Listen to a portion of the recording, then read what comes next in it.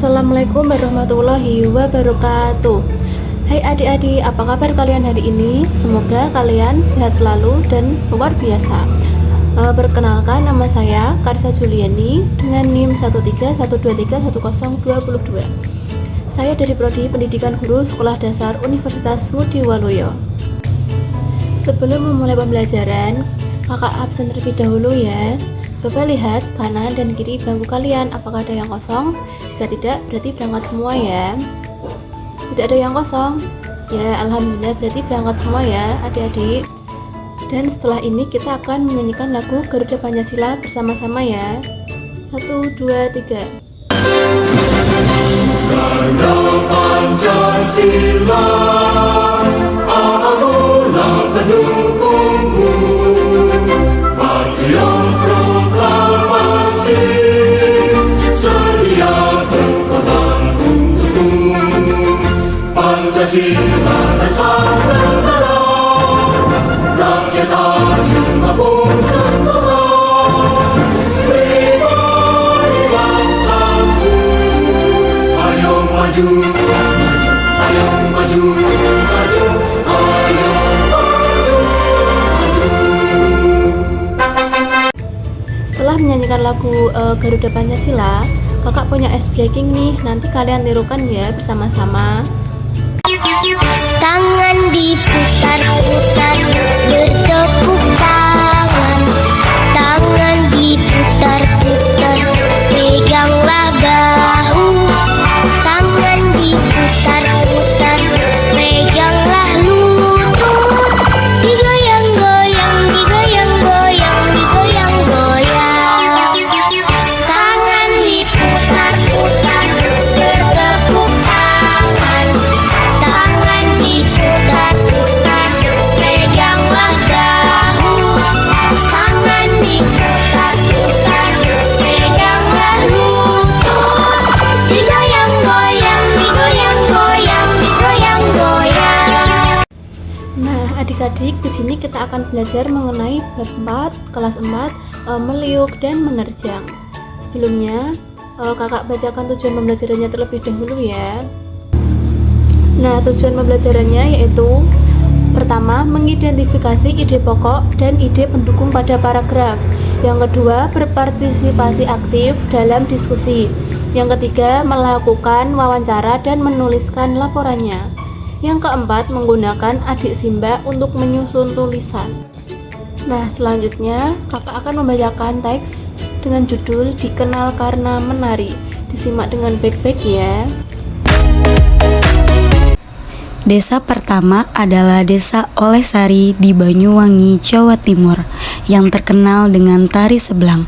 Tarian yang dilakukan setiap tahun ini diyakini untuk menghindarkan desa dari bahaya. Penarinya biasanya wanita dewasa yang wajahnya ditutupi daun kelapa. Penari memperagakan kegiatan membajak sawah sambil menggendong boneka mengikuti irama musik. Desa kedua adalah Desa Cembaga di Bali dengan tari baris. Tari ini dibawakan oleh laki-laki dewasa. Gerakannya menirukan pemuda gagah berani yang menerjang perang. Tari baris dibedakan menjadi dua berdasarkan jumlah penarinya. Tarian yang dibawakan seorang penari disebut tari jojor. Sementara tarian yang dilakukan berkelompok disebut tari dadap.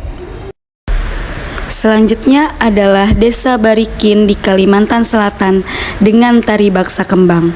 Tarian ini dibawakan oleh penari perempuan yang jumlahnya ganjil, misalnya 1, 3, atau 5 penari. Gerakannya meliuk-liuk menggambarkan seorang putri yang sedang bermain di taman bunga. Tari baksa kembang sering dipentaskan di acara besar. Desa keempat adalah Desa Situraja di Jawa Barat yang terkenal dengan tari umbul. Para penarinya adalah perempuan berkebaya, berselendang, dan memakai kacamata hitam.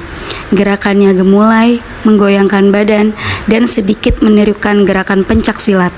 Tari ini mengandung pesan bahwa perempuan juga bisa menjaga diri dengan ilmu bela diri. Desa terakhir adalah Desa Gigieng di Aceh dengan tari sedati. Fungsi tarian ini bukan hanya sebagai pertunjukan hiburan untuk rakyat, melainkan juga sebagai sarana dakwah untuk mengembangkan ajaran agama Islam.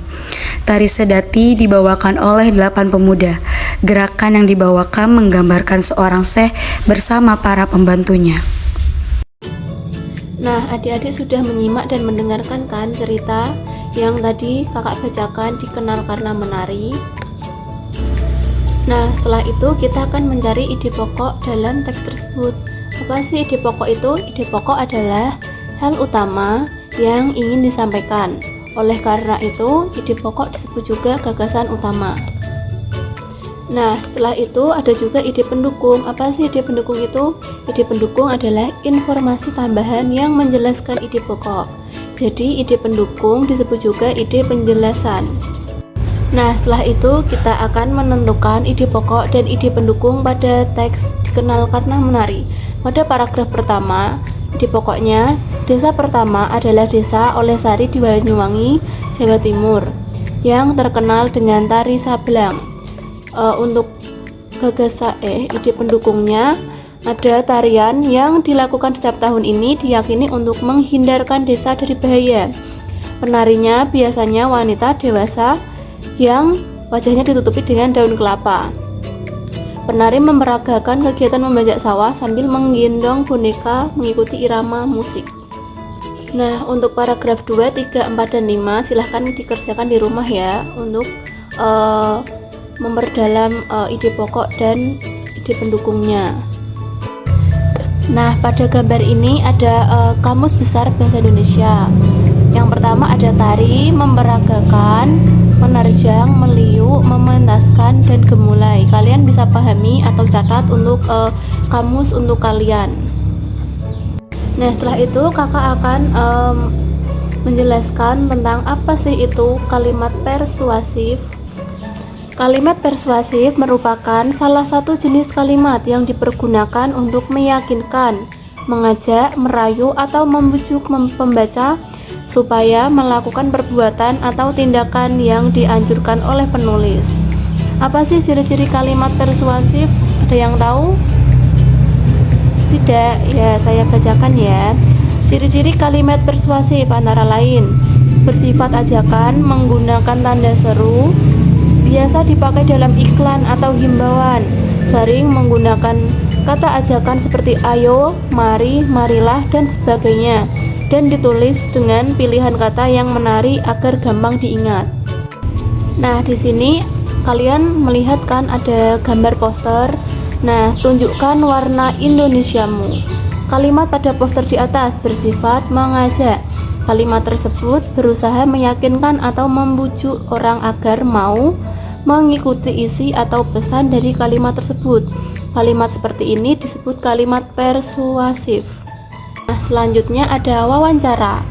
Ada yang tahu wawancara itu apa? Tidak? Jika tidak, saya jelaskan ya. Wawancara adalah kegiatan tanya jawab antara dua orang atau lebih dengan tujuan mencari informasi tertentu. Pewawancara adalah orang yang mewawancarai atau mengajukan pertanyaan. Nah, narasumber adalah orang yang diwawancarai atau menjawab pertanyaan. Nah, selanjutnya ada langkah-langkah untuk wawancara. Yang pertama, langkah-langkah persiapan. Kedua, informasi yang perlu dicatat. Yang ketiga, agar siap dan percaya diri.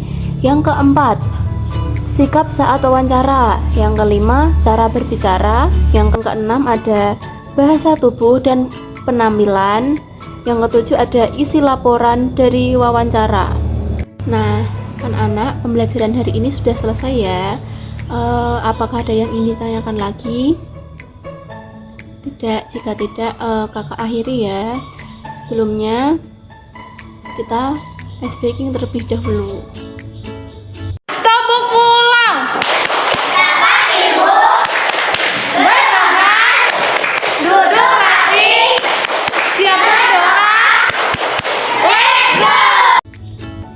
Nah, setelah ice breaking selesai, kakak akhiri. Wassalamualaikum warahmatullahi wabarakatuh.